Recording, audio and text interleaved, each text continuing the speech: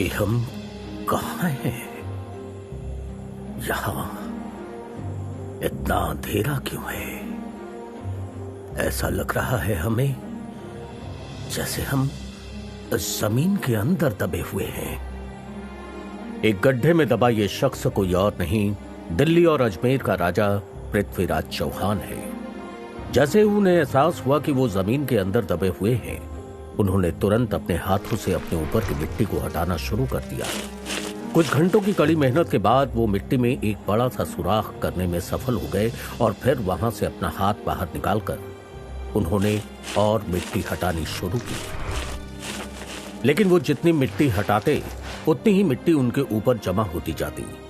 जब उन्हें मनचाही सफलता नहीं मिली तो उन्होंने गुस्से में अपना सिर मिट्टी में बांधना शुरू कर दिया और फिर जो हुआ उसने पृथ्वीराज को आश्चर्यचकित कर दिया। पता नहीं कैसे, लेकिन वो अपने आप गड्ढे के बाहर आ गए और उन्होंने देखा कि उनका शरीर अब भी गड्ढे के अंदर ही है।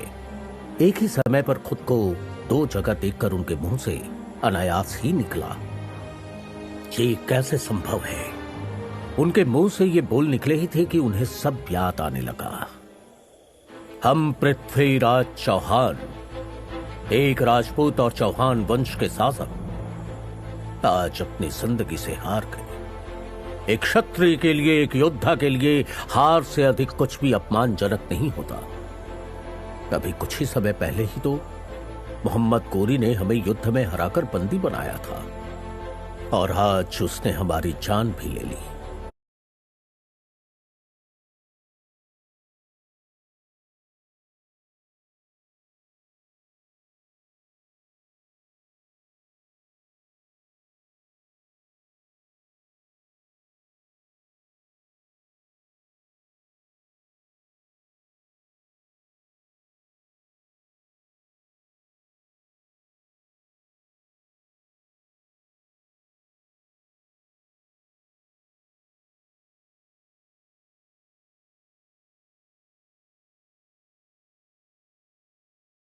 अपने पूर्वजों की तरह ही हमने भी अफगान से आए मुस्लिम आतंकियों को अपनी धरती पर पैर पसारने से रोकने की पूरी कोशिश की। कुछ हद तक सफल भी रहे, लेकिन शायद हम ही उनकी ताकत और दरिंदगी का सही से अनुमान नहीं लगा पाए थे, जो अंत में हमारी हार का कारण बना।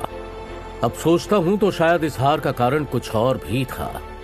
मोहम्मद गोरी से हमारी हार सिर्फ हमारी हार नहीं है, ये सभी हिंदू शासकों की हार है। हम सब आपस में ही लड़ मर रहे थे।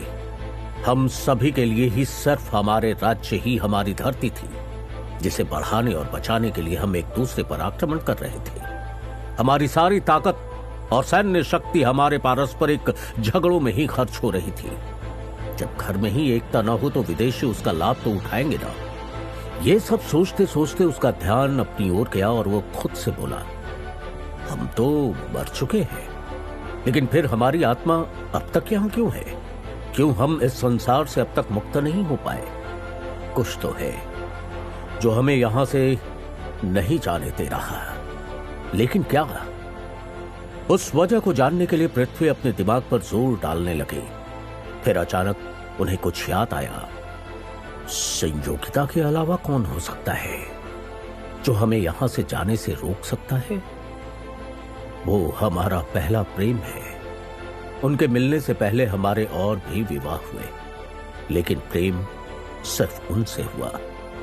उन्होंने युद्ध में जाने से पहले मेरा तिलक करते हुए हमसे कहा था, दुश्मनों का विनाश करके शीघ्र लौट आना। हमने मुस्कुराते हुए उनसे कहा था, देखना तुम्हारा इंतजार खत्म भी नहीं होगा और तुम हमें अपने सामने खड़ा पाओगी। संयोगिता की याद आते ही पृथ्वी की आंखें आंसुओं से टपटपा गई और वो फिर सोचने लगे, कैसी होगी हमारी संयोगिता? हमारी मौत की खबर अब तक उसे मिल गई होगी, हाल बेहाल हो गया होगा उसका। कैसे रहेगी वो हमारे बिना? हमसे अपने प्रेम की खातिर अपने पिता के खिलाफ हो गई थी वो। ये सोच सोच कर हमें अफसोस हो रहा है कि हम उसका साथ लंबे समय तक नहीं निभा पाए। उसके अलावा हमें अपने बेटे गोविंद राज की भी फिक्र है, जिसकी आयु अभी मात्र 13 वर्ष है। वो कैसे इस परिस्थिति का सामना करेगा और हमारी बाकी की पत्नियां कैसे खुद को उन अफगानियों से बचा पाएंगी। उन सब की खबर लेने के लिए हमें अपने महल जाना होगा। ये निर्णय लेते ही पृथ्वीराज चल पड़े अपने महल की ओर, अपने परिवार और अपने राज्य का हाल जानने के लिए। आप भी सुनते रहे इस शो के सभी एपिसोड, जिसमें मैं आपका होस्ट श्रीकांत आपको बड़े ही रोचक तरीके से सुनाऊंगा